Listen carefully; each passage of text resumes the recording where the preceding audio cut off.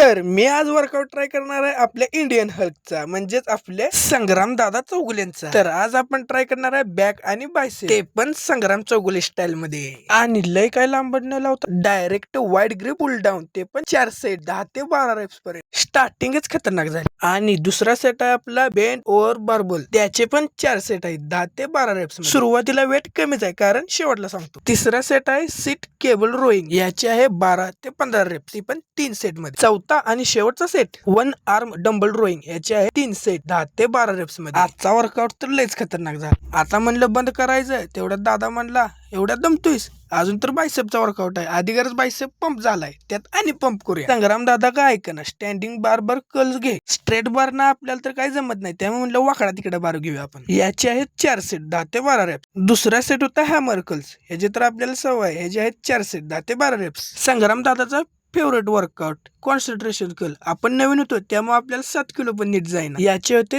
3 set 12 ते 15 wraps मध्ये. आणि संग्राम दादाची प्रोटीन, वजन किती उचलते ते महत्वाचं नाही, तर कसं उचलतंय ते महत्वाचं. तोंडाची हालत बघून तर ओळखलंच असेल, तर आज वर्कआउट तगडा झाला. आपण भेटू नेक्स्ट व्हिडिओ मध्ये.